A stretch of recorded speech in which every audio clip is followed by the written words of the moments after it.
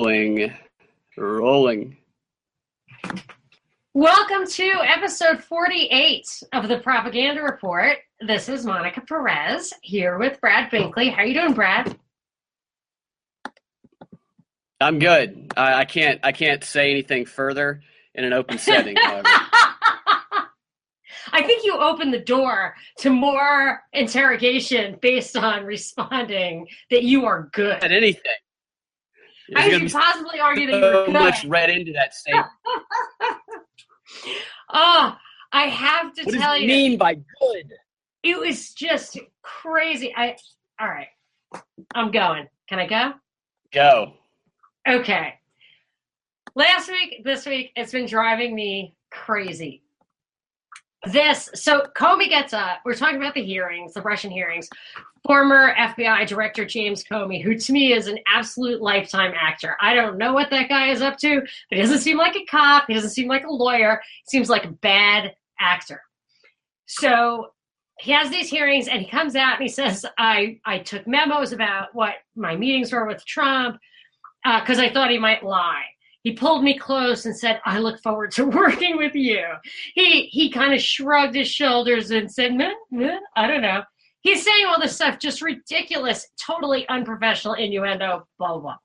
Then this I'm juxtaposing in my mind against the hearing from the day before, which was Dan Coats, who's the Director of National Intelligence, Rod Rosenstein, who's the Deputy Attorney General, Andrew McCabe, I think his name is, who is the acting FBI director, and Admiral Rogers, who's the head of the NSA. This is a guy I really should hate. Like, I hate the spying and everything.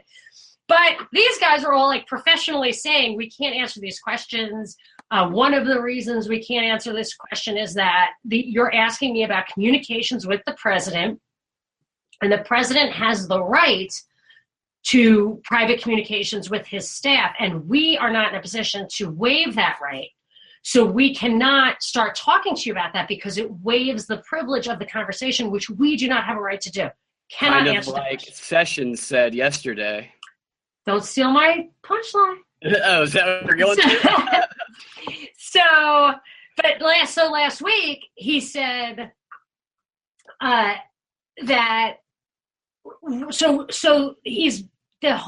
it's 2 hours. They're just haranguing these guys. And Admiral Rogers starts the conversation and said, nobody ever tried to influence me or pressured me to influence any kind of investigation. There's just none of that. I cannot answer any of your specifics, blah, blah, blah. They just ask him for 2 hours straight. Answer. He's like, no. To the point where he starts laughing. They're like laughing. It's like, I can't. Yeah. So Rep King says, you got to answer the question. Why won't you answer the question? It makes no sense. It's not right. You're wrong. And he said, all right, I stand accountable, but I'm not answering the question. So then he says, well, he said, like I said 1,000 times already, I just can't waive the president's executive privilege. And King says to him, well, it's my opinion that because you said earlier that you were never pressured, that's testimony about a conversation that didn't happen, and that waives executive privilege. So you already started testifying, and now you have to keep testifying. And it made me insane because it was within this same conversation. I think we have a clip of it somewhere. He says, you have no good reason not to answer the questions. And Rogers is like, okay, whatever, I give up. And then he said, and then King actually provides the good reason, which is any answer you give whatsoever is going to open the door to this privilege, to ending this privilege. So Jeff Sessions comes up and he says all the same thing, and then I think he actually gets into it with King as well. Yeah, King did the same thing during that hearing yesterday, as you described. He did the same. Oh, but you opened the door when you answered the previous question. Oh, yeah, he was trying to do the same thing. But here was the beauty part of Jeff Sessions. Now, Sessions is, your kind of straight up hardcore, right, conservative Republican. He's all about the drug war. I'm sure he wants to, he's very loosey-goosey when it comes to bombing other countries, to what he interprets as a good reason to bomb other countries. But ever since I heard him read Leon Panetta, at the time the Secretary of Defense, the Riot Act, for using an international standard for bombing Libya instead of going to Congress, he was really defending the Constitution. And I always liked Sessions for that. But, he's no libertarian. I'm a libertarian. He is not a libertarian at all. But I'll tell you, he was so formidable in those hearings. Every time I hear him, he just seems like a professional, straight up dude. I absolutely, I have to say, a guy like him seems to me, I could be wrong, he could be completely snowing me, but he just seems like a professional senator in good faith. I don't even think he's on the take, even though his actions will lead to a boom for the prison industrial complex. I don't think he's on the take. And when these guys were pulling their shenanigans on him, he was up to the task. He was really, I thought, took them in hand. Of course, the media doesn't report it that way. That's why you have to sit through the whole grueling 3 hours. But, yeah. I thought he was, I want to dislike him because I am not a fan of the drug war. I don't want to grow the prison population. I am not interested in bombing other countries. But I think that I always give the benefit of the doubt, or I should say, I give the props to people like Dennis Kucinich, who's as left as you can be. No ideological overlap with him and me, basically. But I think he was sincere and really trying to defend this country until they got to him. But I feel that way about Sessions. Tell me if you think I'm wrong. I think Sessions could get away with more than other people because he has this Southern, they played him as Forrest Gump on Saturday Night Live. He comes off as dumb, but he's not. So I think he can get away. If he didn't have those huge ears, people would take him a lot more seriously. But that can be his ace in the hole. Being underestimated is a weapon. I completely agree. I think he is probably underestimated by especially people in the media and is not familiar with his past and his work. He's a smart guy. There's no doubt about that. I don't know if he's a tank or not. But I did like some of his responses in the hearing. Definitely. Yeah, I've been watching him for years now. And I absolutely cannot, there is no trigger point where I'm like, oh, he said it. It's like Bernie Sanders. We have to take care of ISIS. It's like, oh, you're in it. You're in on it. Ted Cruz. The sand needs to turn to glass. It's like, okay, you're in on it. We need to nuke Iran. It's like, all right, whatever. Yeah, I had a clip. Sessions, he might say that stuff, but there's no tell. It's all completely consistent with his ideology. He always has answers that are like consistent with somebody who's an honest broker. I don't know. Did you see the part where I think it was the senator from Alabama, maybe? I can't remember his name right now, but the guy who said that it was like they would have to pulled off the biggest caper ever imagined in front of all hundreds of people. Cotton? For this. Yes, Cotton. And then Sessions. Art Hansen. He what? Oh no. Art. I think that guy was from Arkansas. Sessions is from Alabama, right? Yeah. I thought of you because of Sessions' response was he was like, "It's back through the." Yes. It's crazy. I can't hear you. Are you? Yeah, I'm here. Can you hear me? Yes. Cut out for a minute there.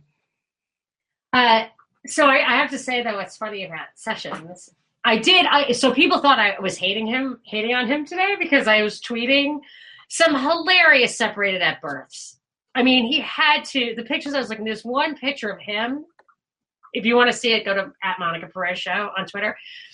There's a picture of him and Granny from Beverly Hillbillies. Where, he just looks exactly like her. There was another picture of him from the hearing yesterday. It was like on CNN or whatever. A still where he looked exactly like a meerkat looking around in the desert. So I had to, throw out some separated at births. And somebody sent back to me a picture of him, but it was a real antique picture, but photoshopped, where he is a Confederate general. So I looked up I just was happening to wikiing him or whatever. And his name is Jefferson Beauregard Sessions, after Jeff Davis and General Beauregard. I mean, he is the remnant of the South. But yeah. I hate to say it, I can't find fault with it.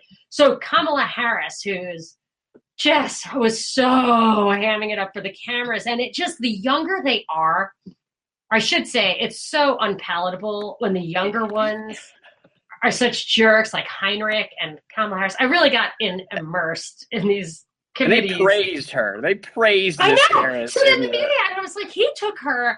They were laughing at her. The chairman made her stop talking. He was like, and he was not on Sessions' side, but he made her shut up. Sessions made the statement about Russia. He was like, it's a shame that we don't have a little bit better relations. Yes, that was lovely. Yeah, and she's going, okay. I mean, just trying to cut him off. Oh, yeah. No, she was ridiculous. But there were a few of them that they all had prepared statements. They were trying to be jerks to him, and he just wasn't having it. And he's just so composed. I think that kind of thing, and some radio hosts get it from the same place, is the courtroom experience. I didn't look into his background too much. I know he's a lawyer and a U.S. attorney. I don't know if he was really litigating or what, but that composure and ability to kind of confine your answers to that which is acceptable without getting flustered or worrying. I thought he came off like a real professional, as unlike Comey as you could possibly be. You there? Yep. Okay. Yeah, he did get nervous at one point, which understandably, because the last time he answered a question from Al Franken, it was just totally taken out of context, and it was made into a huge thing. Yes, he was extremely defensive. Yeah, they're trying to catch him in gotcha questions, so he's trying to qualify his answers, and they're trying to race past him so that he can't do that. I mean, what do they expect him to do after what they did to him last time? Yeah, he was rightly defensive, and he actually went through a thorough explanation of that exact thing. He's like, Al Franken just ambushed me with this weird question. I answered it to the best of my ability, and now you guys have me on the hot seat. I'm going to do better this time and explain and qualify every single solitary thing that I say to you. And then he did that. Now, maybe it came off as defensive, but he was truly defensive. Same thing. Yeah, his testimony compared to Comey's the day before, it's just like night and day different. Right, and the other guys were that way too. Comey is the outlier. Comey is the guy who does not come off as a cop, does not come off as a prosecutor, does not come off as a lawyer. He comes off as an actor. As a spook.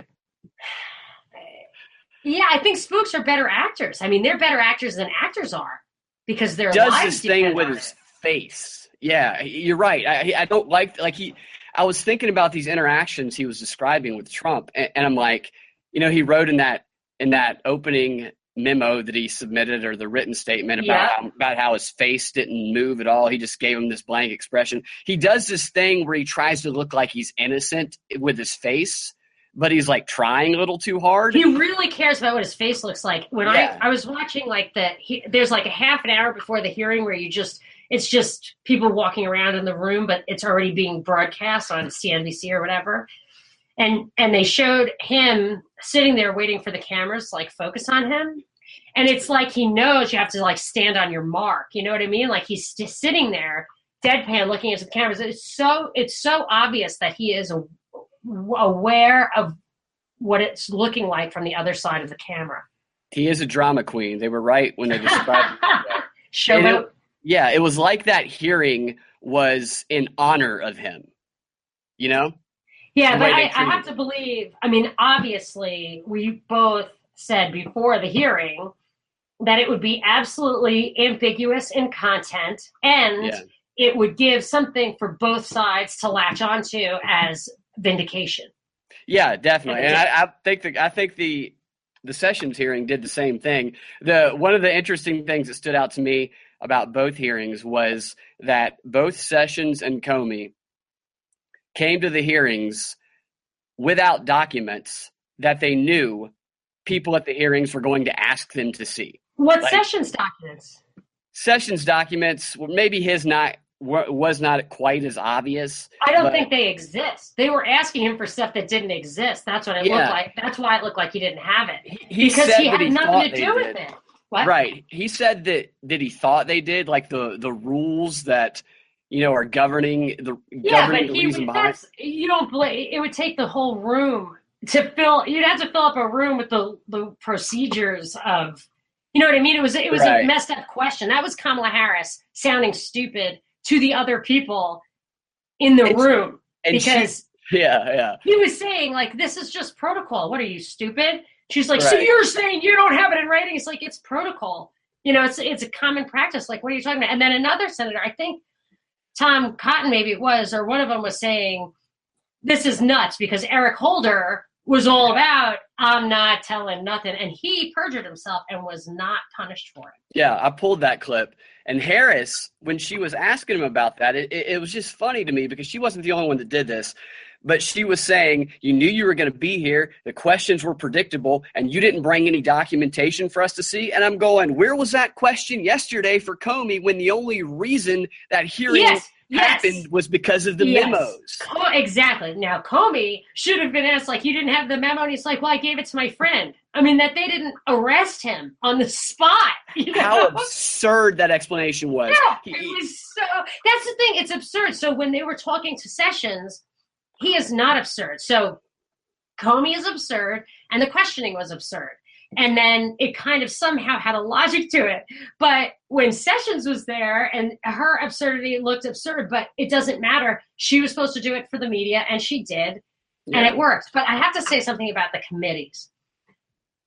I think it's Burr. I think Burr is the chairman. When he opened it, he said, we are the eyes and ears for the other 85 senators. And that just makes me angry, because I know this book, I think we've talked about it on WSB. I don't know if we've talked about it one-on-one like this, but the book that you recommended to me, the Harold Laswell book, National Security and Individual Freedom, from 1950, I think it was, where he talks about how to control politics by two things. One is creating subcommittees or committees within the Senate and Congress where so you can divide up all of the issues and then have them effectively under the control of some tiny hand-selected group of people you can count on to further your policy in that small area. And then the other thing was to plant people in the community who, it almost sounded like a town hall kind of thing, to have community leaders organizing the way or influencing how people think in the community. So it was like a cram down in that way also. So when I see these committees, there's no reason for that. There's no reason for for an intelligence committee. It's 100 senators. It's not 360 million people or however many people are in this country. It's 100 senators, and they should be able to they have staffs. Michelle Obama had a staff of 44 people. I'm sure these guys have, if I recall correctly, these guys probably have a staff of 100 people. And at the very least, they could just rotate. There's 100 guys. Let them start asking questions. Day one, January 1st, and the next time you meet, it's the guy who, like the batting order. As a new inning starts, you just go to the next guy. It's not right. It's an abdication of the other senators. And nobody realizes it wasn't really part of the American system. It was a creation of Laswell, who was working for like the top 20 CEOs of the country at the time. It was corporate, which is, I think, interesting. For these hearings, like, you go to court. If you or I went to court, if we're being charged with something, there has to be there has to be evidence, there has to be probable cause that we did something. What's the basis for calling one of these hearings? Well, they said that Sessions asked for it. Yeah. And that was because he was being slandered by Comey, he wanted to defend himself. Yeah, and he should. And I just love that he did. And all of his answers, I mean, this is what is confusing to me about it. I feel like everybody else in that administration, including Trump himself, is in the tank for the high cabal. Like, you look at Cohn and Mnuchin with the finance stuff, the economic stuff, the tax stuff. There's nothing. I don't see anything good or fair about where they're headed with this. It's just cronyism and corporatism, and they get you in your face because Trump's whole thing is I'm rich guy, and that's what people love about him. So screw you, I'm rich guy. But and like Tillerson is the Secretary of State, he was the sitting head of Exxon. The guy who controls how many bombs get dropped on the Middle East is the guy who owns the most oil in the world. I mean, it's just so obvious, like it doesn't make sense. But Sessions is this law and order guy.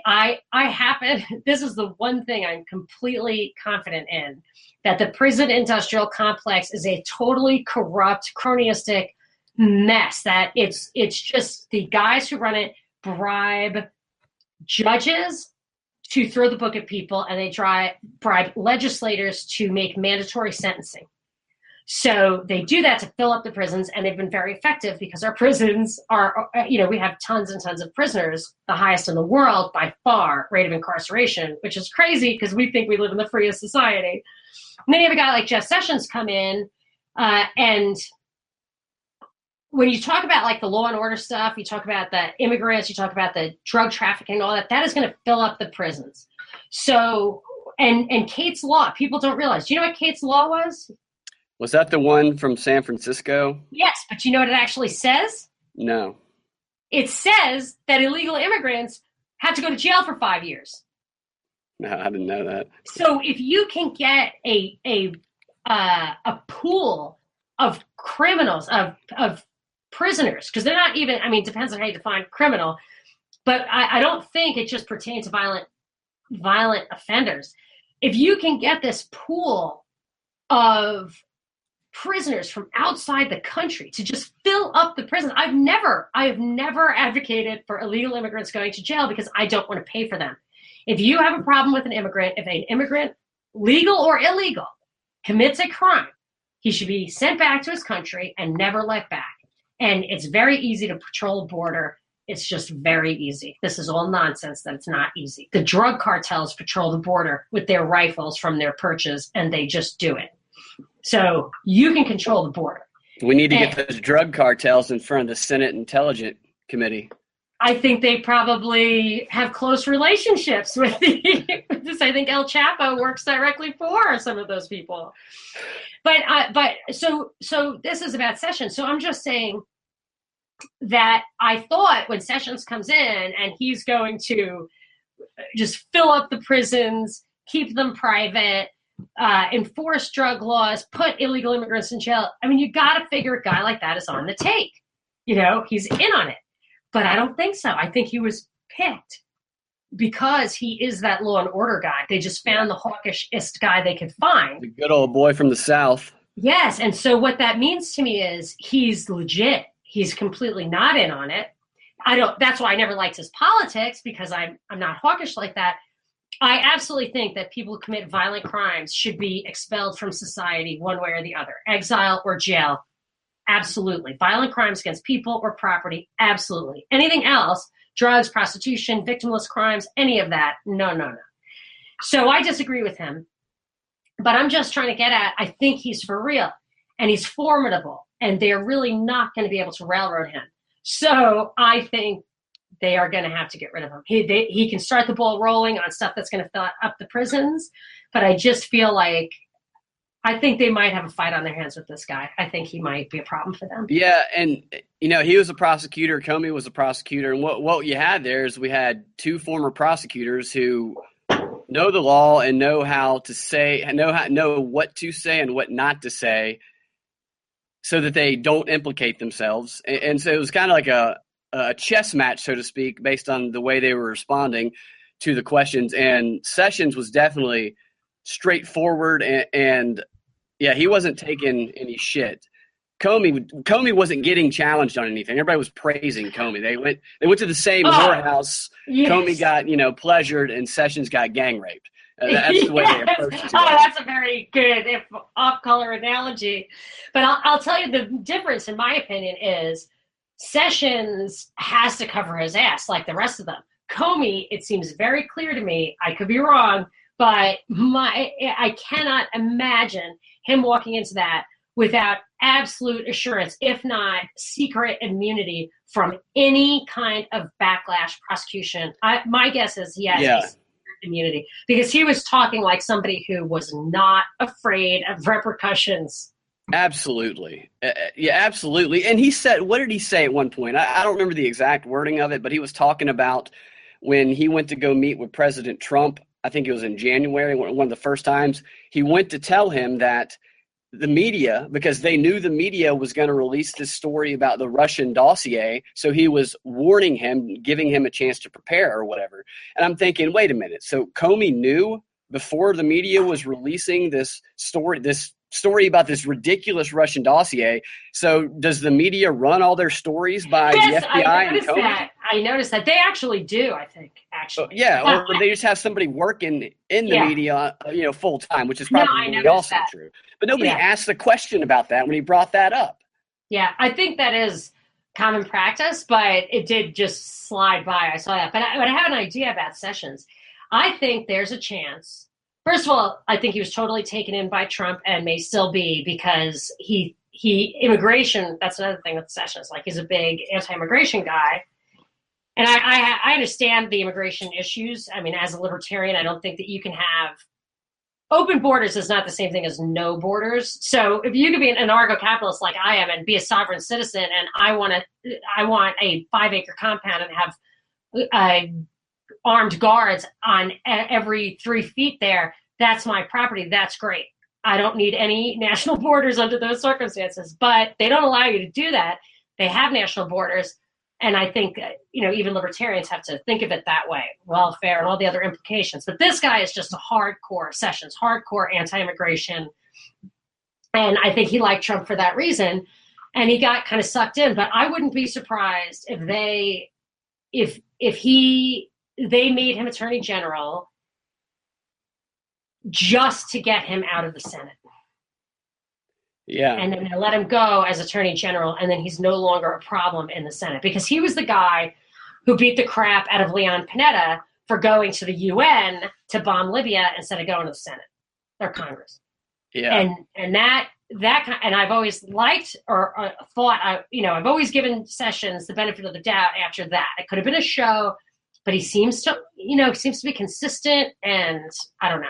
So it's possible that in order to get, because most of those other senators were obviously just clowns or actors or whatever, Kamala Harris was people that he worked with for 20 years too, some of them, and they're questioning him about whether he's like a Russian, Some of them were a little bit sheepish. Yeah.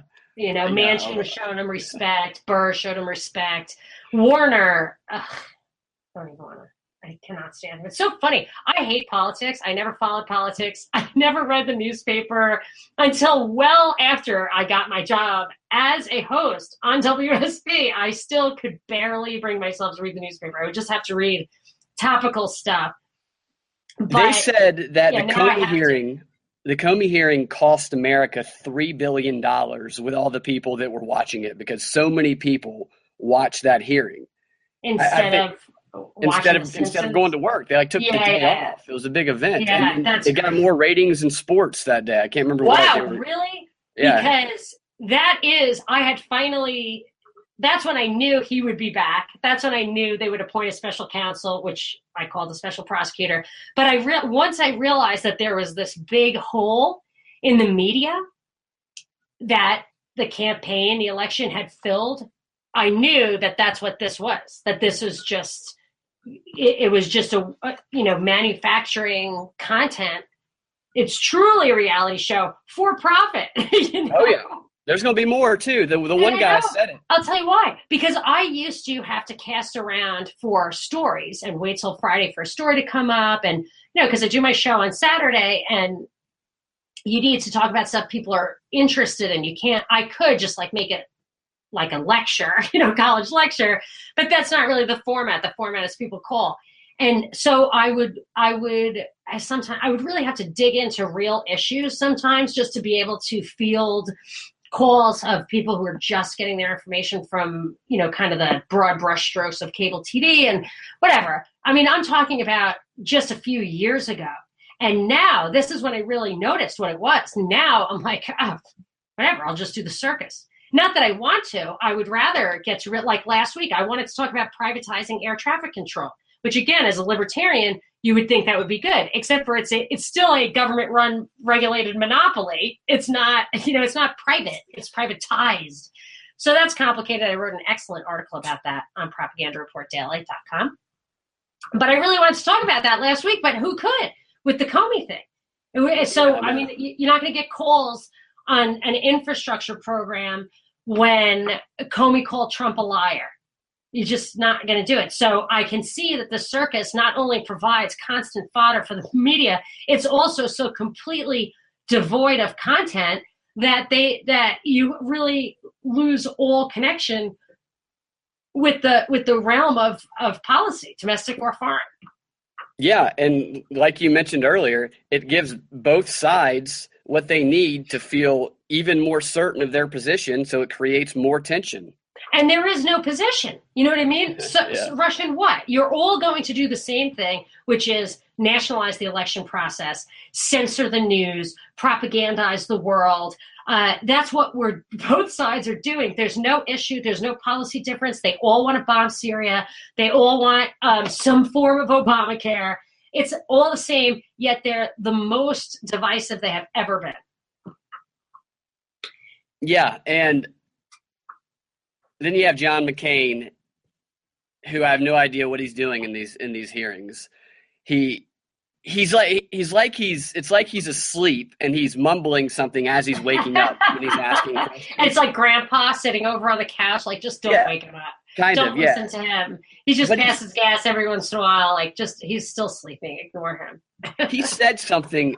I hadn't paid much attention to it. Everybody was making fun of him. Oh, yeah, I did look at that, yeah. I watched that whole testimony. Yeah, did you see the way that Comey looked at him towards the end of the question? He looked like he was really pissed off. Like McCain had violated said something. Agreement. Like he had said something he wasn't supposed to say. Like what Trump said to Mika Brzezinski offline on the commercial break, like, don't ask me any hard questions. It's like, what? I told you not to ask me any hard questions. Who do you think you are? I didn't catch that look from Comey. It was a look of genuine befuddlement, which to me was the first and only genuine look on Comey's face that entire time. And I almost wonder if his poor acting is a way to kind of get people like me to see a psyop there, to make it obvious. It's so poor. But you know what? I don't think so. That's one layer too far on the onion, in my opinion. I think he might have said something because it went from befuddlement to he actually looked like he was about to tear up for like a second before the camera cut away. He was really irritated. And but McCain was incoherent. He kept calling him President Comey. Well, maybe he is President Comey for all we know. Maybe that's what Director Trump. It was literally repeatedly confusing Comey and Trump. Yeah, and he was confusing yesterday also. He goes, I'll give him credit. He is, he's crazy and he wakes up wanting to bomb people. But everybody asked the exact same questions yesterday, over and over yesterday. Again. The exact, I would watch and think, wait, I already saw this part. How could I have seen this part? And look, did this flip? Did I hit the rewind for a second? No. Could have been over in 10 minutes. He answered everything in his opening statement. So, all right, I want to play you the opening statement. I'll start with Sessions, and then we'll go to Comey's. And I'm not playing the whole. I'm just playing just a little snippet from it. Here is. Yeah. All right. Let me state this clearly, colleagues. I have never met with or had any conversation with any Russians or any foreign officials concerning any type of interference with any campaign or election in the United States. Further, I have no knowledge of any such conversations by anyone connected to the Trump campaign. I was your colleague in this body for 20 years, at least some of you, and I participated in the suggestion that I participated in any collusion, that I was aware of any collusion with the Russian government to hurt this country, which I have served with honor for 35 years, or to undermine the integrity of our democratic process is an appalling and detestable lie. Okay, he comes out swinging. He actually tripped up a little bit and almost. I know, that was too bad. I actually flagged that as my first clip also from this. Is that his unconscious telling us something? That is what? Is that his unconscious mind telling us that he's guilty of something? No, he was reading it. He was reading it, but he messed up and he started to say, I participated, to say that I participated. No. Here's part of Comey's opening statement, which is... I'm already feeling slimy. You might like this one. I did nothing alone at the FBI. There are no indispensable people at the FBI. I added a little music too. That's great. Its values and abilities run deep and wide. The FBI will be fine without me. Oh, it's so great. The FBI's mission will be relentlessly pursued by its people, and that mission is to protect the American people and uphold the Constitution of the United States. I'm seeing Bill Paxton in this role. I will deeply miss being part of that mission, but this organization and its mission will go on long beyond me and long beyond any particular administration. I have a message before I close for my former colleagues of the FBI. But at first, I want the American people to know this truth. The FBI is honest. Goosebumps. The FBI is strong. Yeah. And the FBI is and always will be independent. And now to my former colleagues, if I may. I am so sorry that I didn't get the chance to say goodbye to you properly. It was the honor of my life to stand beside you, to be part of the FBI family, and I will miss it for the rest of my life. Thank you for standing watch. Thank you for doing so much good for this country. Do that good as long as ever you can. As long as ever you can? He always puts these weird phrases in that aren't, there's like, he's dog, he said something about Mueller, he's just, instead of saying dogged, he was like, he's dog. I remember. Whatever. It's some crazy weird. I just don't understand why he does He's that. He's trying to be dramatic. He's supposed to sound like Beaver Cleaver or something. But the FBI, so today was this shooting at the congressional baseball game, which we were just talking about. I was absolutely certain that the actual congressman who got shot will come through. You know, the first thing everybody says to that, they say, there's a congressional baseball practice? People who listen to our show would know that. Right, yeah. So the FBI is in charge of that. So this is going to be a big moment for maybe Andrew McCabe, and then although I guess that guy Ray was tapped to be the head. So anyway, I think the FBI is going to feature prominently in this story. And of course the shooter's dead. I personally want to go on record for advocating that any criminal, especially one that has been killed in commission of the crime, get a trial, a public, open trial.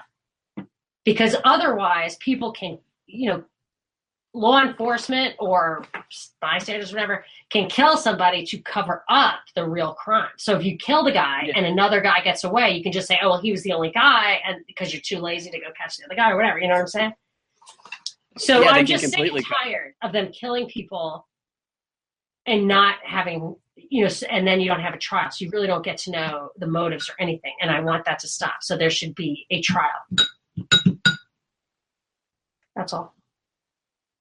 Did you today too at a UPS? Say that again. You cut up a little. There was another shooting today at a UPS in San Francisco. Oh, I did not. And the shooter killed 3 people, then killed himself. I didn't see that, but I did wake up to the news of a huge fire in London. Yeah, and the fire yesterday. They do these shootings I don't say they do these shootings, but the shooting happened at the baseball practice, and then this other shooting happened in San Francisco. But I think because the shooting happened at the baseball practice, they decided to make the one at the UPS in San Francisco a national story. Whereas if there hadn't been another high-profile shooting, they wouldn't have made it a story. They just wanted to highlight it. I always go on the assumption that nationally televised, like mass shootings, are part of mass shootings went up like 10 times or whatever under Obama. Like, these are false flags, and I'm not saying they don't actually happen. I'm just saying they're coordinated and they're planned. I would say 90% of the time, if not 100% of the time. I could be wrong. But anytime I actually dig into one, anytime the official narrative does not hold up. So I stopped doing it, and now I'm just, you have to prove it to me. And I also find it impossible to believe that that congressional baseball game is vulnerable to a guy with an AK-47 or AR-15. It was just practice. It wasn't the game. It was just practice. Oh, yeah, okay. So those guys are absolute cowards. Like, the power elite is notoriously cowardly, physically cowardly. And I just don't believe that they are not absolutely covered 100% of the time. And I've been looking for years now at this Secret Service incompetence meme bubbling up. And I have been waiting for the other shoe to drop. And I just wonder if this is all going to kind of fold in together. And I think it folds in with several other things, if you want to hear about it. But you go first. Well, I was just going to say that I do think that some of the shootings are false flags. But what I was saying was, there's mass shootings that are considered mass shootings or fall into that category that happen on a weekly basis that don't get any news at all. So they have some that are already happening, and when they just want to highlight it and make it seem like the problem is worse than it is to make a call for regulation or something, they just pluck one out and decide to make it the focus of national attention. Yeah, and I think that's why this one at UPS. I think that's less. I think as time goes by, they rely less and less on actual events. I do not think there are so many of those that they can actually do that. That's why I just, unless it's, even when it's a guy shooting his whole family, like I think that they're more rare than you think. Certainly multiple strangers being shot is extremely rare in reality, in my opinion. Well, there's a website that documents the reported shootings across the country. I check it out every now and then, and not a week. I mean, how often is it multiple people unknown to the shooter? That's the only thing I'm interested in. Those stats for the past 50 years. Pretty good bit. Well, I'd like to see it. Yeah, I'll put this website in the show notes. It's a lot of times it might be at a party or something. 15 people get shot. 15 people shot, 3 dead, the gunman dead. I would just have to look at it from the criteria of what I consider to be.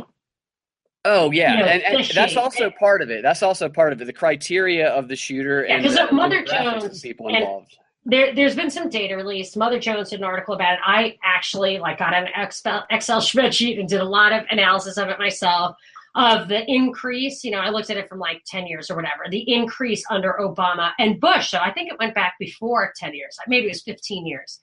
And to really dig into the details of if it were multiple people unknown to the shooter, it's a little difficult to get that information. And the conclusion that I drew, they drew, other people drew was that the rate of that went up by 10 times under Obama.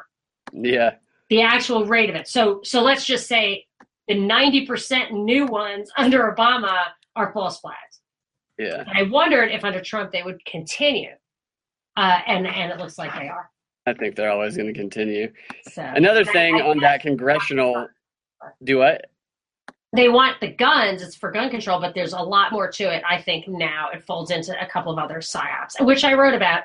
Also, propagandareportdaily.com. I wrote it this morning. I started the article yesterday. Yes. And then I think this folded into that. So you almost predicted it. No, I did not expect this. Well, this congressional baseball game too, it's a sensitive situation right now, but it kind of makes you wonder. Congress is already not getting anything done. They spend their days while everybody else is at work at baseball practice. Yeah. They're like, but it's so nice because this is our one time we get along. It's like, yes, you definitely always get along when there's partying and game playing. Like, that's well known. Yeah. It's no.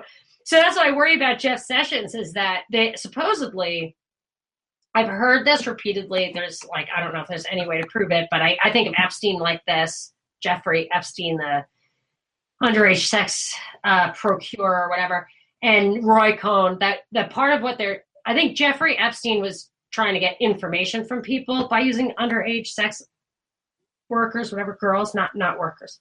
That's, yeah. But then there was the Roy Cohn supposedly would get like boys or whatever to seduce important people, maybe even drug them, who knows, and then take pictures of them to blackmail them. So like I worry about Jeff Sessions, them, like, oh, my husband thought I was absolutely insane. Like it was just walked away from me at the breakfast table when I said, I thought, I asked him, I was like, how much do you think they'd have to pay the Uber guy if they fired him versus getting him to resign? Because they're trying to get him to resign. And he said, no, they can't fire him.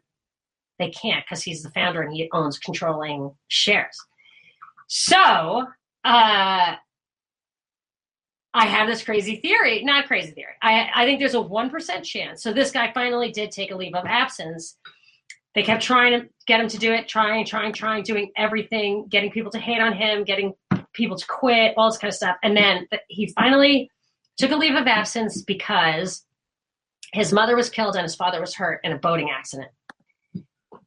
And I immediately thought, if this were a setup, if they were trying to mess with him and he had a wife or children, I would think they would be in danger. So I looked up and he did not have a wife or child.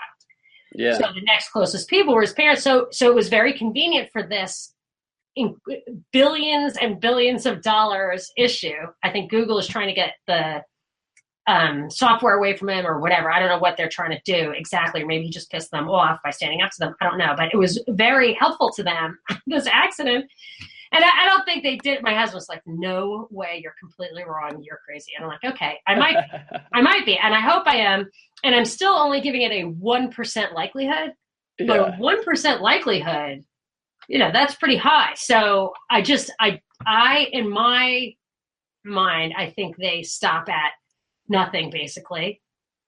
And that's why I think Sessions, I just can't imagine they can have him. They have to compromise him one way or another if he is what he appears to be, and he appears to be, to me, a straight shooter. Yeah, I think you're right, though. I think I'm just waiting for pictures. Compromise somebody, or they, you pictures now. You can just Photoshop them, or you can make something up about people to hold over their head. That people believe this Russian story. I know. Even though there's no evidence, they believe it full-heartedly. They're certain that there's Russian collusion. He even believes it. Like, that's what a true believer he is.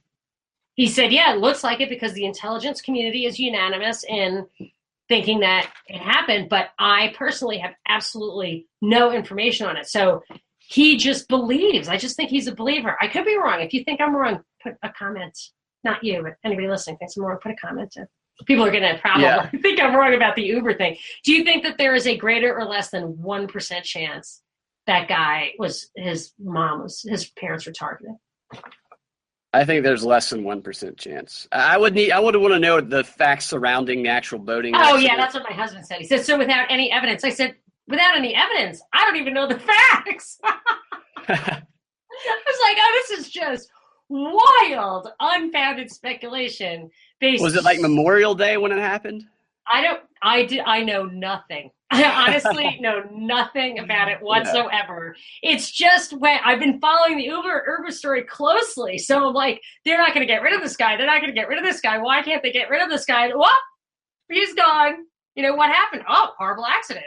It's like, oh, okay. There he goes. I'm not going to know it. I'm not going to investigate the accident. I guess I could, but I don't want to know the answer to that. Well, boating accidents happen, but it's just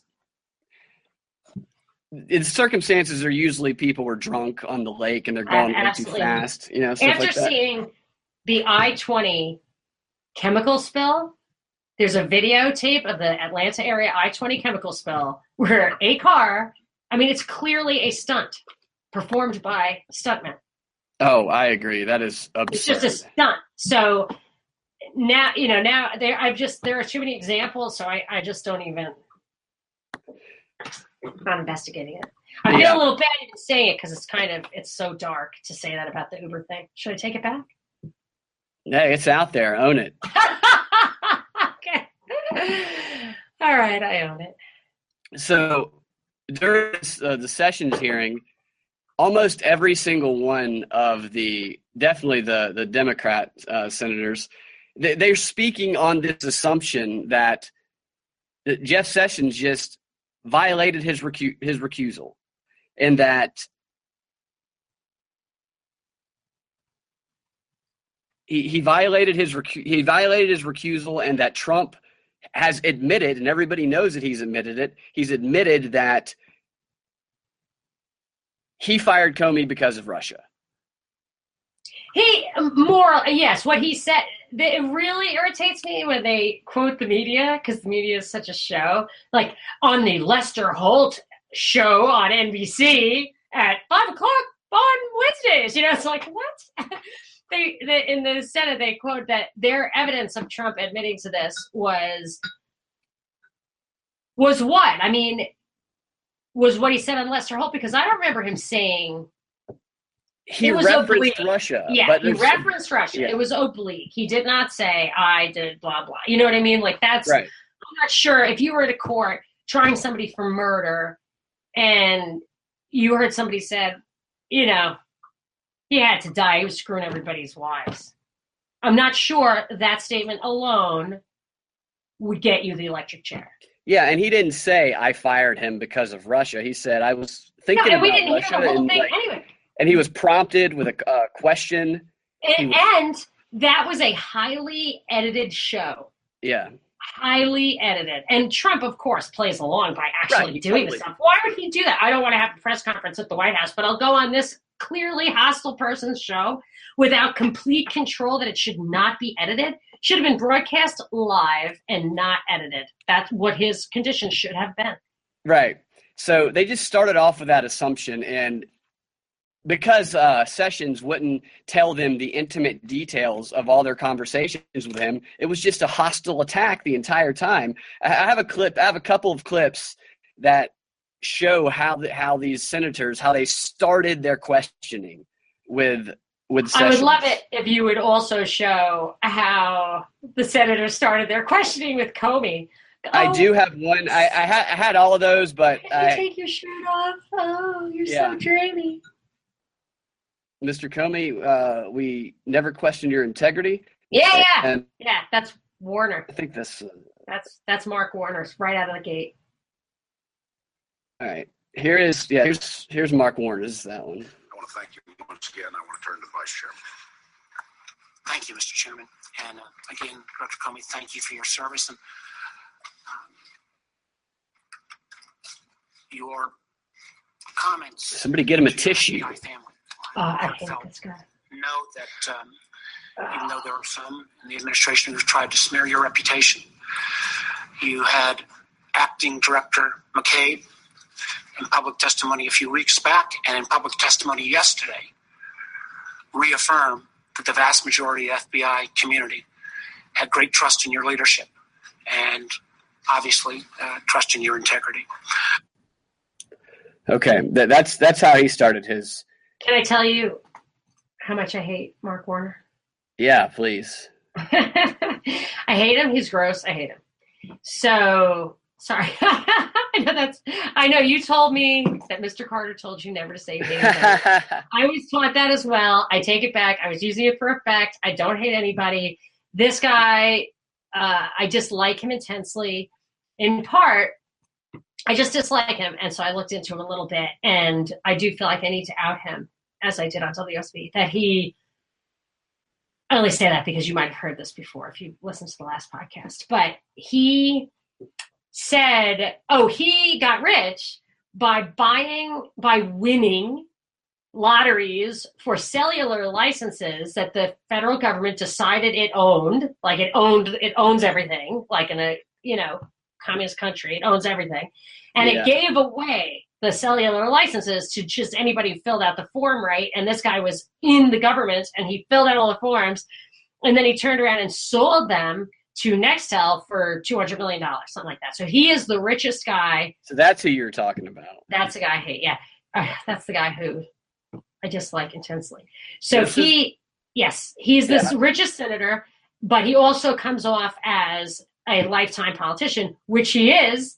And then he started like a VC, like an investment company, because he had $200 million, not the other way around. He's a smug prick. Here's the beginning of his questioning to Sessions. Sessions, yes. To your knowledge, have any Department of Justice officials been involved with conversations about any possibility of presidential pardons about any of the individuals involved with the Russia investigation? Mr. Chairman, I'm not able to comment on conversations with high officials within the White House. That would be a violation of the communications rule that I have to. Is that just so I can understand? Is the basis of that unwillingness to answer based on executive privilege, or what? It's a long-standing policy of the Department of Justice not to comment on conversations that the Attorney General has had with the President of the United States for confidential reasons that really are founded in the co-equal branch powers in the Constitution of the United States. But just so I'm understanding, does that mean, are you claiming executive privilege here today, sir? I'm not claiming executive privilege because that's the President's power. I don't know if he reacted to Sessions' first answer, but he already knew, like he was planning on saying that. That was just yes. He might as well have said it. A lot of that thing. I was so disappointed. Like I think Wyden. Oh yes, I have Wyden's. This is the very first words Wyden said to Sessions right here. Senator Wyden. Thank you very much, Mr. Chairman. Mr. Chairman, I want to thank you for holding this hearing in the open, in full view of the American people where it belongs. I believe the American people have had it with stonewalling. Americans don't want to hear that answers to relevant questions are privileged and off limits, or that they can't be provided in public, or that it would be, quote, inappropriate for witnesses to tell us what they know. We are talking about an attack on our democratic institutions, and stonewalling of any kind is unacceptable. I mean, that's Sessions' answer in there because he was exasperated. Well, yeah. It's like, I'm not stonewalling. What's your problem? I'm not stonewalling. Like hearing those two talk to each other. If you have your eyes closed, you think that there's two characters on Sesame Street fighting with each other. Or Warner Brothers. Yeah. But that was the theme. The theme was he's stonewalling, and we're going to drill him on why he's stonewalling. Last week, I think it was in the Admiral Rogers one where they said, I think it was the chairman Burr, if my memory serves. He said the public has an absolute right to know about blah blah blah. Right?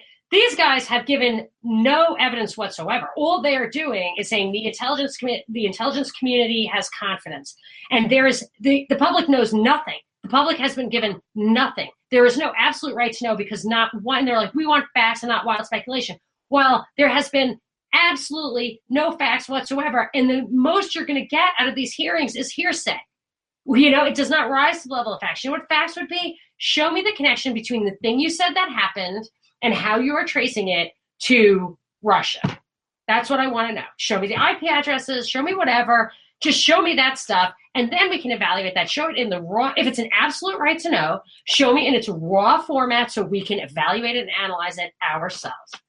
And that's what makes it so challenging is maintaining that connection to the core that there are no facts amongst all the distraction, especially when the target audience wants to believe so badly that all of it's true. They are so far removed from the beginning of this that it has been hardened in them that this has been proven over and over and over again, and that somehow Trump is preventing anything from happening. And it's so circular. Yeah. You know what I mean? Like, it's not even a good, it's like a TV show, after it's jumped the shark. Like, there's no plot left. It's just sensationalism. It's just characters coming back, like with their final scene, where they're killing everybody off, like at the end of Dallas, it's just nothing. There's no content whatsoever, but the ratings are high because of the emotional, personal drama element of it. Yeah, which the senators are providing. They're providing it, and the comparison is there. The McCarthyism, because these things keep going on. They're going to, like the one guy said, one of his, like the guy who was talking about how Holder also didn't give any information, and he was in contempt of Congress or whatever. At the end of his opening statement to Sessions, he said every unnamed source gets a hearing at this point, and that's what we're going to. There's going to be more and more unnamed sources, unbacked information that's damning, but there's nothing to prove it. That's going to be a congressional hearing, and it's going to be on television, and people are going to think that their views are getting validated, and they're going to feel stronger in their beliefs because of it. Well, the McCarthyism comment is interesting to me because I want to say a few months ago, but it might have been more than that. But I don't think it's a whole year. Chuck Schumer leads this. It's basically like the House Un-American Activities Committee. It's this thing about they analyze Chinese investments for being against American interests. Like they're analyzing the investments they're making in Hollywood. It's just like a censorship committee, and it's run by the Democrats, or certainly Chuck Schumer is the big shot there. And this, too, to the extent it's McCarthyism, like it's almost literally McCarthyism in that McCarthy was investigating links with the Soviets, which were Russian, in the government. So I missed that. I got the Watergate parallel completely. But the McCarthy thing, I wrote articles about it and tweets and stuff last year about McCarthyism is coming back, and this time it's going to be on the left. Yep. This is that, and Watergate is also parallel they're using.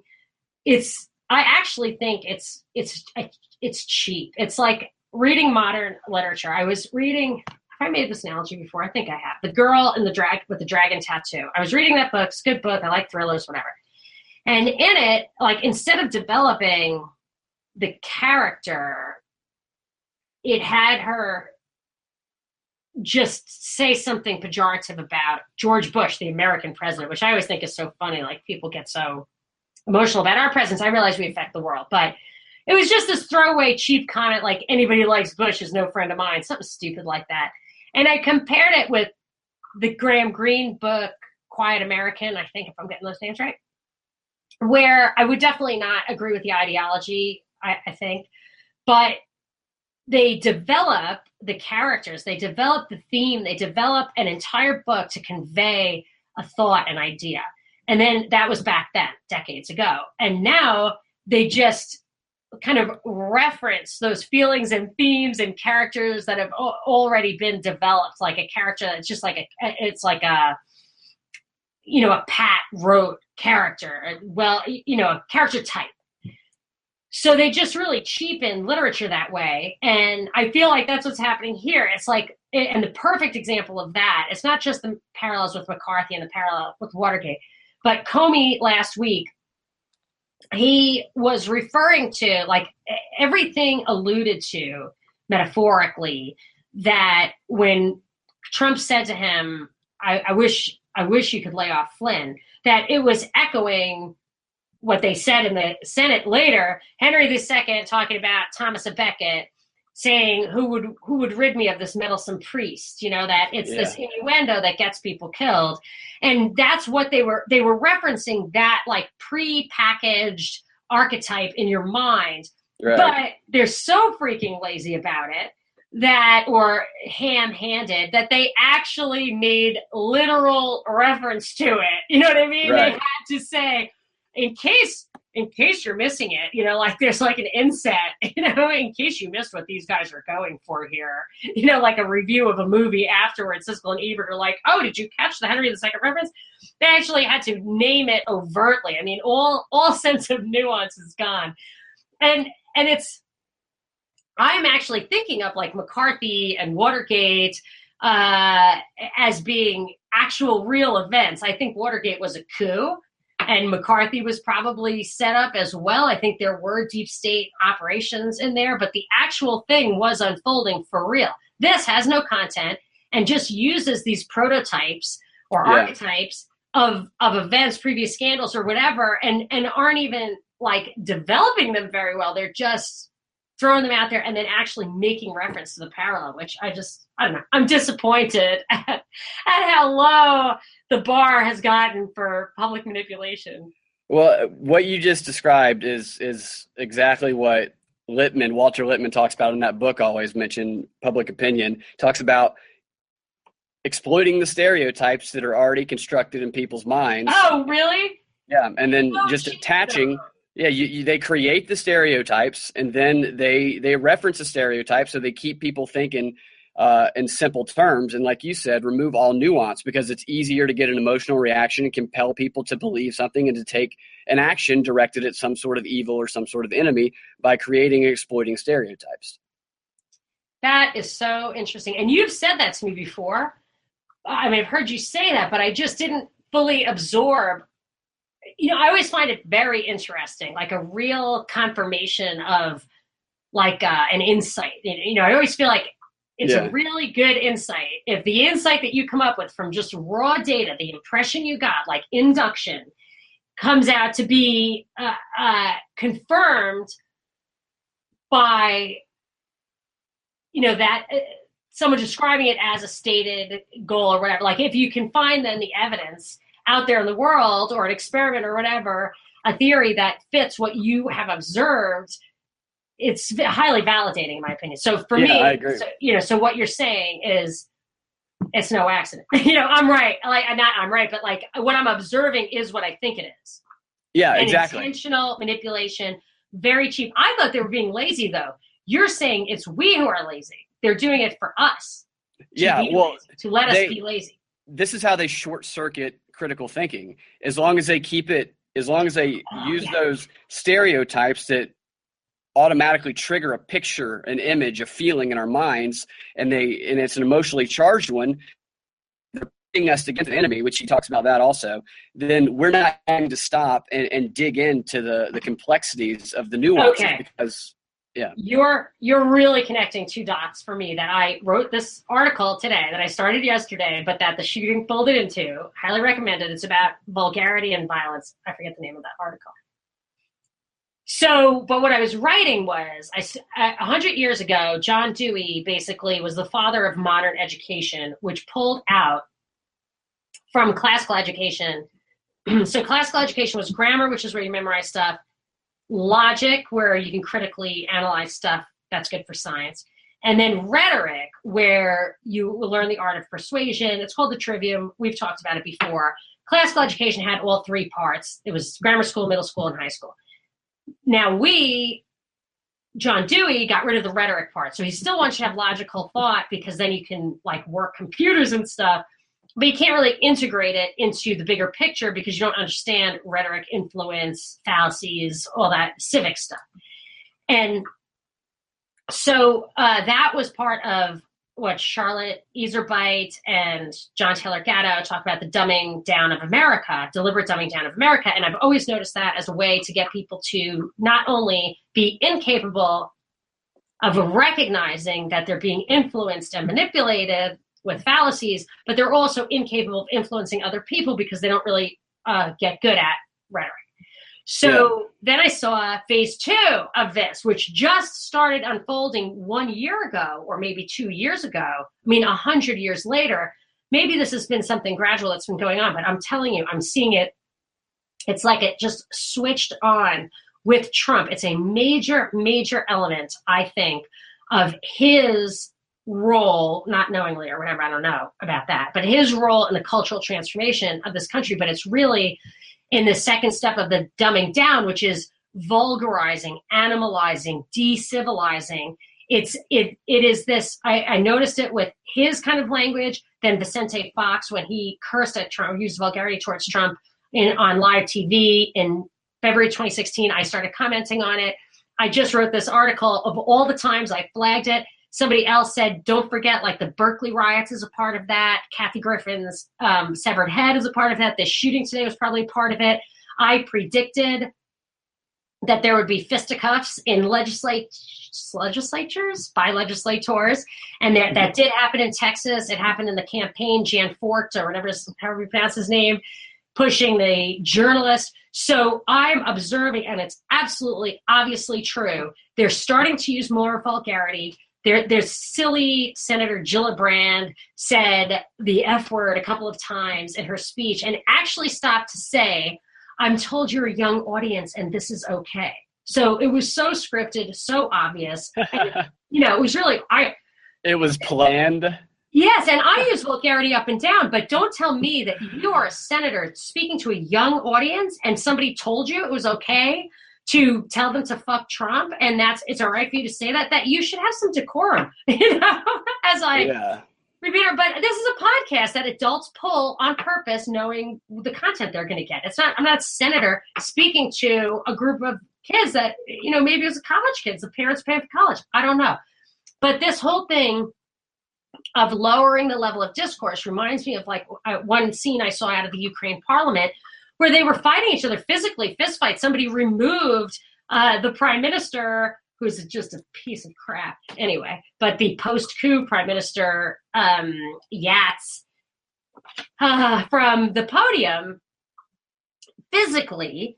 And I realize now that I used to think those people were super passionate about their jobs, and now I realize they are just ridiculously theatrical and don't care at all about the real, or could possibly not care at all about the real politics of it. And that's where we're headed, to get to this point where we're incapable of discourse, that if you do actually try to engage in discourse, someone's going to throw a tomato at your head, Yeah. And then the other thing it folds into is that Trump is using leaks and using his hatred of the media to really put the government, I don't think he's even aware of it, but to really put the government in lockdown so that they're not going to communicate, they're not going to be accessible.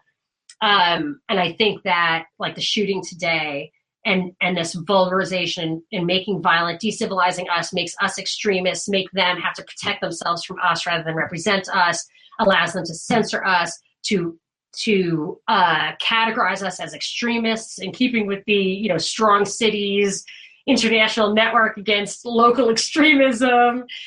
So I know there's a ton there, a lot, but it's a very large thing that's happening. And I think it ties into what you're saying about impairing critical thinking. I'm thinking of it as impairing civil discourse. You're saying that it's not a function of impaired critical thinking. It's a method to impair critical thinking. No, absolutely. You trigger the stereotypes and you use pugnacity. That's the main, they talk about, Littman talks about it, Bernays talks about it, that nothing fuels action more than hate. Nothing. So you divide and conquer, you pit two enemies against each other. You make it a simple choice. You present stereotypes. You trigger those stereotypes. People have to take a side because they're emotionally charged up. You make them hate each other, and then you can get them to do whatever you want as long as you trigger mass action. I was listening. I'm really enjoying these podcasts that Tim Kelly and Joe Atwill are doing. I forget what they call it, but you can get through it to Our Interesting Times, which is Tim Kelly's podcast. He said, I was wondering about the if you're famous enough, you can grab chicks by the pussy Trump thing that you thought he released. And I don't know, there's some mystery surrounding that, in my opinion. Like, I didn't know exactly what the psyop was there. But Atwill was saying that that Trump and Clinton, Hillary, were really the chosen ones, not at all because of what they could offer you, but solely because of how much hate they could generate, that they were the most hateable people out there, full stop. And he used as an example the pussy tape as being a way for people to really latch on, people who don't like Trump in the first place, to actually generate genuine hate. And same thing with the spirit really cookie. Grab on to hate. Yes, exactly. So to hang on to like the Hillary's being associated with Satanism, that is the exact same thing, left and right at the exact same time, just to heighten, bring it all to a crescendo. Yeah, that's what they do. Littman talked about how they did that with what was the German leader from World War I, Wilmer? The Kaiser, Wilhelm? Yeah, Wilhelm. Yeah, about how they just turned him into this hated figure. And the easier someone is to hate, the easier that's going to be. Did you read that book I sent you? Yeah, I did. The English, I don't know who wrote it, but it was actually a lecture transcribed, that the English started these wars and that the Kaiser, was absolutely did everything he could to stop the World War I. Was absolutely and that checks out too. Sick about it. Littman, who is absolutely credible, he talked about the same thing about there were references in it. There were direct quotes all over that little lecture. Yeah, how the Kaiser was not at all what they made him out to be, but because they kept publishing it in the media so often, they kept just surrounding people with it. They were driving the hate. Mm-hmm. It didn't matter. That's what he became in people's minds. He became this great evil. That's super tragic, and it reminds me. I don't watch the American version of House of Cards, but I watched numerous times and owned the original British version. And there's one of the 3 parts, it's like a 3-year miniseries or something called To Play the King. And it was about how they set up the king to appear to be someone he absolutely totally wasn't. He wasn't an admirable character in the show, but he was portrayed as someone he wasn't. That's what I worry about for Sessions. I'm really conflicted about Sessions because maybe you nailed it earlier. What? It's difficult because they portray, these people are portrayed as the stereotypes that have already been established in society. And yes, I should dislike him, but he seems like a stand-up guy. I really want you to keep your eyes on him. I've been keeping my eyes open to him since Leon Panetta was Secretary of Defense. And I really have not found the smoking gun that makes me think that Sessions is insincere and selling out the country. I'm not his type of political ideologue, but I do think he is sincere, and let's give it like 2 more years. If he falls down, crashes and burns, or resigns or whatever, before he can do any good, I will consider that proof positive that he's the real deal. You really want this for Sessions. You want him to be I'm committed to it. No, it's weird. I wanted it for Trump too, but I couldn't see it for Trump. Like there was evidence from the first moment. As soon as he launched his campaign, the Kate Steinle psyop happened. It was supported by both the government and the media. So I could never, ever latch on to Trump because it was immediately clear that something was up. And I have been looking for that with Sessions, and he's like the only person I can look at who's this prominent, who I see none of that. No, I don't. I wouldn't even change my opinion about the way things work because I'm confident, just like Ron Paul, it's not like me, like myself. I always wonder, like, why am I even on the radio, like the actual radio, if I could do any good? And by that, I mean, put any chinks in the armor of the establishment. There's no way. I'm just not. They're not. I wouldn't be there if I could. So it's not like it gives me hope. I'm just intrigued by it. But I'm curious because he seems like such a, he serves these interests that I can't get behind. Prisons, the military-industrial complex. I want somebody to, slap my face. Tell me, what am I not seeing here? See, I think there's probably some complexity to him where if we knew, he might not seem so much like that, but there's probably also some truth into what you're saying. Is he getting richer by putting people in jail or voting for bombs? I think they're all. probably all getting richer. But Ron Paul was he was worth $3 or $4 million last time I saw his financials, and it was 100% because he bought gold. Yeah. I mean, that's a guy who's living his beliefs, you know? Yeah. I don't know. I have to check out his financial records. Find out. Well, then they showed, there was an article about it, and I was like, oh, here's the smoking gun. It said Sessions getting rich off private prisons. I was like, wow, all right, here it is. So I read it, and it was like he sold everything he owns except for mutual funds. And the mutual funds have some holdings in prison stock. I was like, what? A mutual fund has there is not one industry that probably is not represented. Publicly traded industry that's not represented in the Vanguard fund, you know? Yeah. So to me, it was like, if that was the best they could come up with, then I was really like, okay. Well, maybe they're going to let him get a little bit more power, a little bit deeper into Trump's run, and we'll start seeing the pictures of him with hookers or children or whatever. Oh, I'm sure there's going to be like a congressional page or something, you know? That must be the first question asked when you go to interview to be a congressional page is, are you willing to sleep with any man on Congress? Yes. Here's your hidden camera. We'll page you when it's your turn. But maybe that article was written to convince people like me. You know what I mean? Maybe it was a whitewash. No, I think about it that way too. Like anytime I read something that's like really reasonable and makes me, I'm like, they're just trying to satisfy that.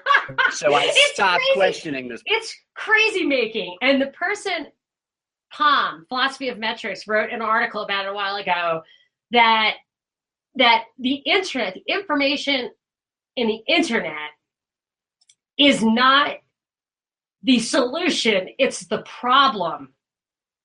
It doesn't get you closer to the answer. It gets you further to the answer by basically, he doesn't use the term, but by haystacking. Right. You know, like if you came across a needle one day, you'd be like, it's a needle. But if there were needles everywhere and there were haystacks everywhere, you could never find a needle. Oh, I agree. Yeah.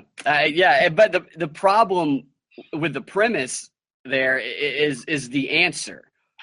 It is, if we've come to the answer, then we've stopped short of finding the answer. I think there's always a pursuit of the answer of the truth.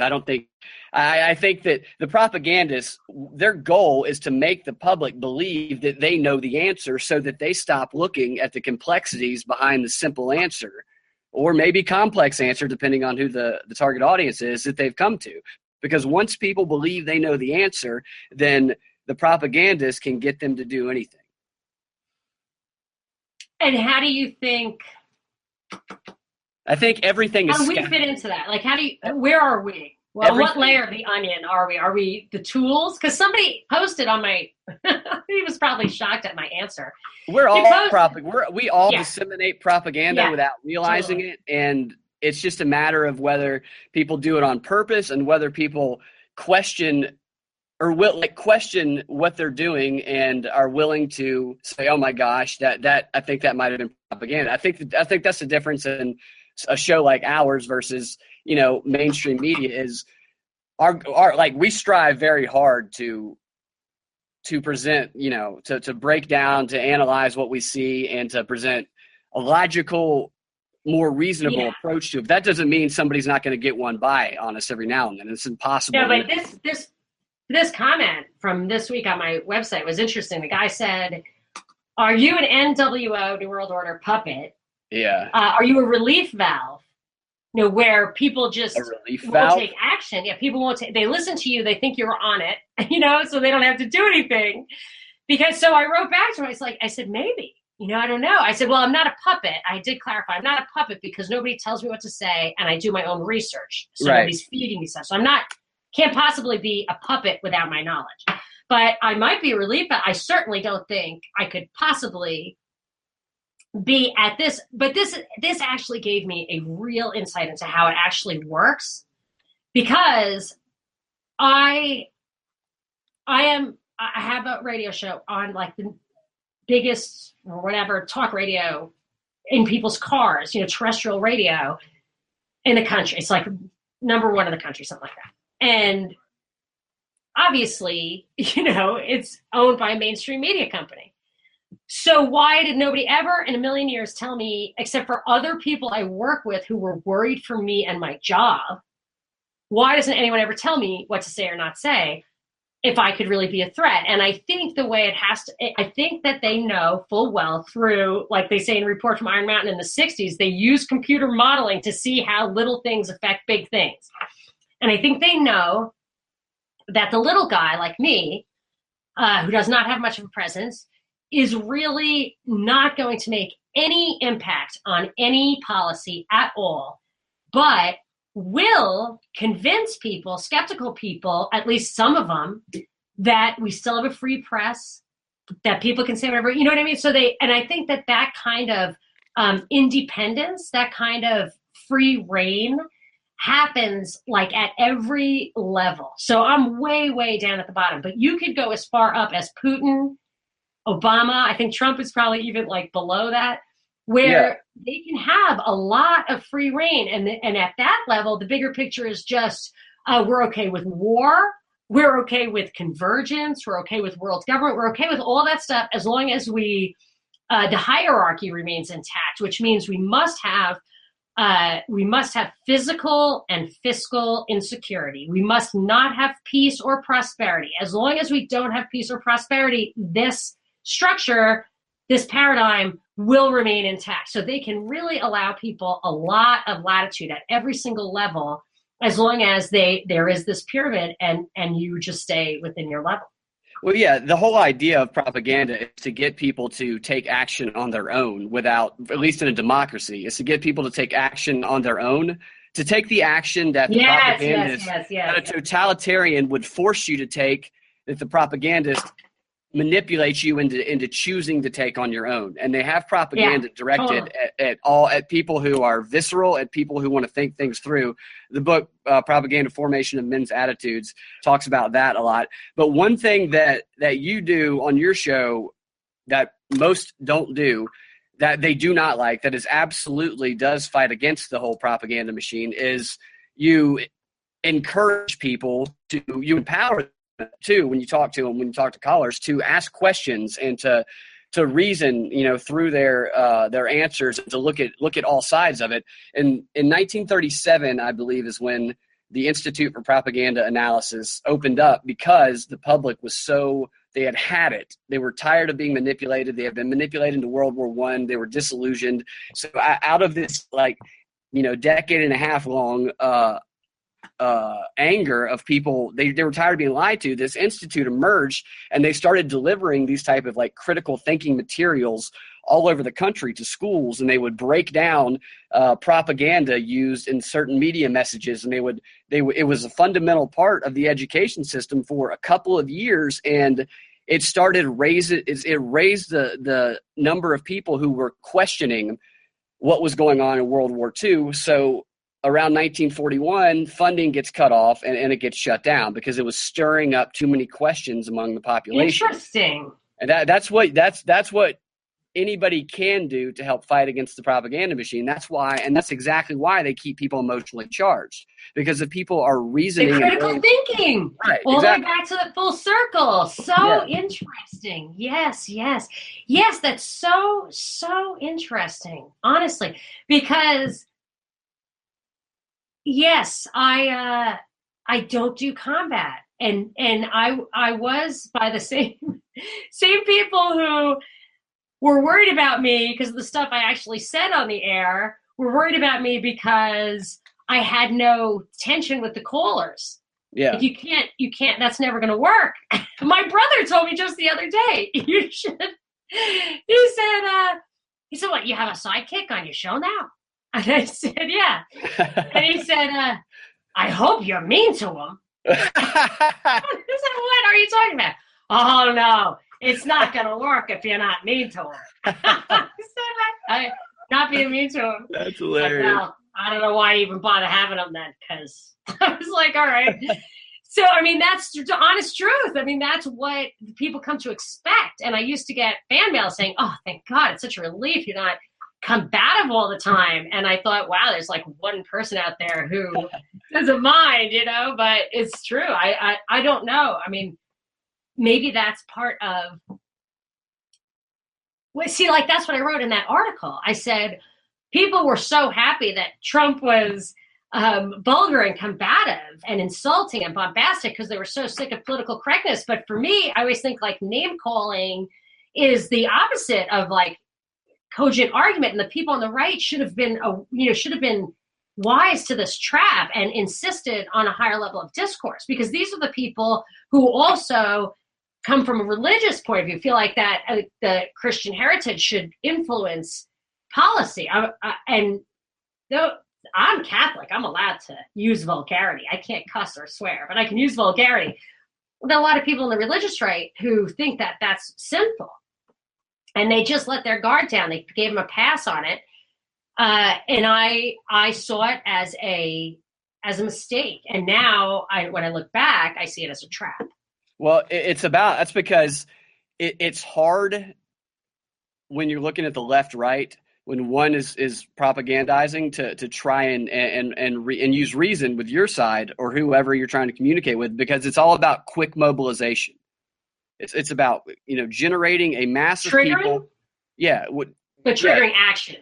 Triggering action, yeah. Get like this movement, this because the crowds. That book you gave me, like this Mass Psychology of the Crowd or whatever, by Bonn or Gustavo Bonn, that said, it goes into your lack of critical thinking. That's what I was thinking when you were saying that originally, is that the best way to do it, according to that, and also the book I gave you, Elias Canetti, Crowds and Power, it's that the crowds actually create a complete suspension of critical thinking to the point where you will kill people in a mob that you would never do. And people afterwards are just like, I don't know what happened. Like they're shameful. Yeah, definitely. And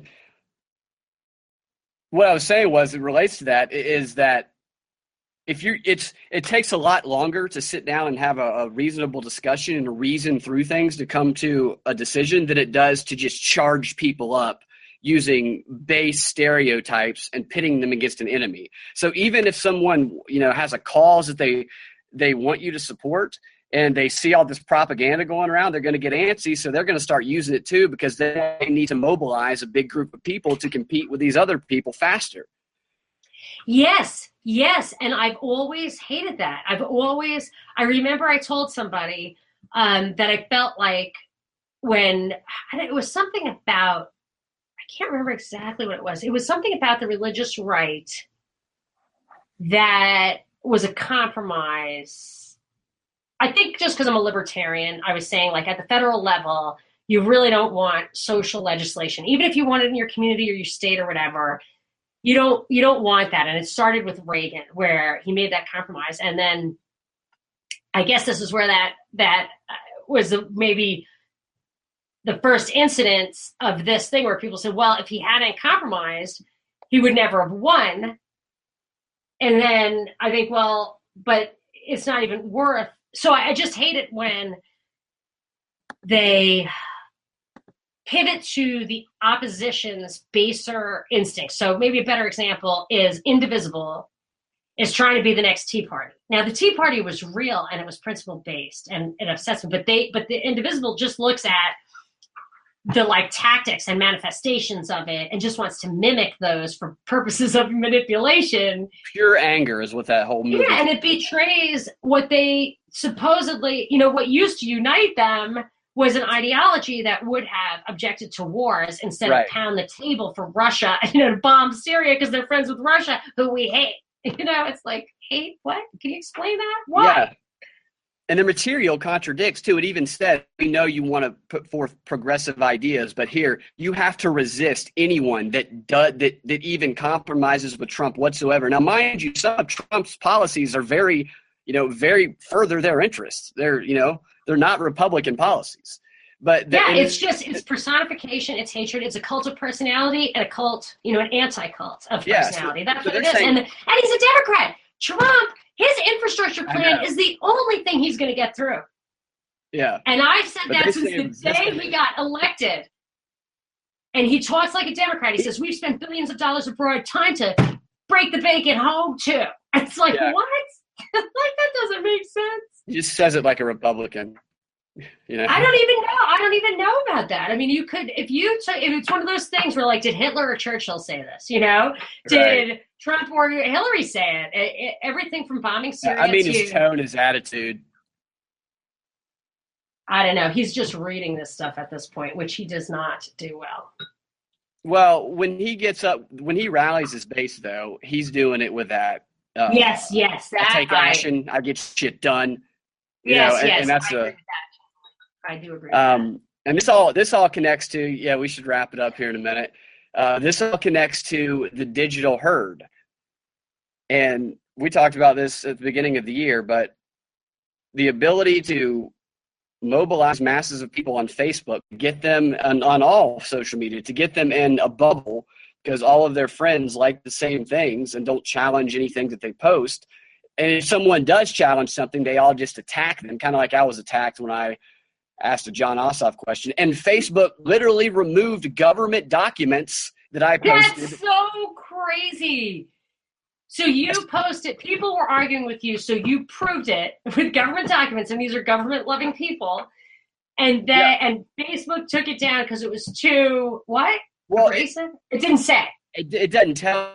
I was saying I want to see these questions asked. Here's why I want to see these questions asked. Because in 2013, John Ossoff's father incorporated The World Investigates and connected it to his United Kingdom-based business, and I want to know what the purpose of that was, because I have a few ideas, but I'm willing to, hear other ones, and I linked that, right? And because people asked me for the source to that and the source to these other things, and I said, all right, here's your source, here's your source, here's your source. All of them got deleted. Somebody flagged them, and Facebook looked at them and said, well, this government document proving what you just said is fake news, so we're going to remove it. That's so messed but up. It's the memory hole. It's the memory hole. Yeah. Isn't that what George Orwell in 1984? Isn't the memory hole where they actually take historical documents and they put it in the memory hole? They do that. They absolutely do that. They try to make the public forget. They talk about that in, I can't remember what the name of the book is, but they talk about how they needed to make the public forget about World War I, about being manipulated. That just makes me sick. That literally made my stomach sick. What is wrong with these people? They need to stop. They're twisted. They're so twisted, and that's the only reservation I have about my own libertarian beliefs. And there's no alternative, so I'm not going to change my beliefs. But, well, maybe, I don't know. But is that 2% of absolute psychopaths or sociopaths or whatever, half of them are non-functional in institutions or on drugs or whatever. The other half of that 2% is running the world. And us, 98% of the people you see, no matter how good or bad they are, no matter how far along on the spectrum of behavior they are no match whatsoever for that 1%. And they will, if we had a truly free society, they would manage to hijack it anyway. However, that really in the end argues for my anarcho-capitalism, because it's my view that a seat of power that has legitimacy in the eyes of that 98% will be hijacked by the 1%,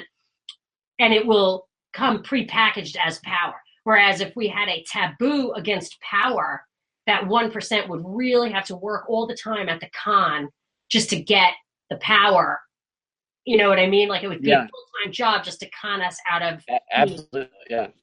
So that's why I'm an anarcho-capitalist. But it's that 1% of psychopaths that's so outside of our realm of comprehension that we're not guarded against it, and that's why you really don't want it prepackaged for them. You nailed it right there. You nailed it. Thank you. You try to tell somebody that person, that politician, you might want to ask yourself if they're lying to you right now.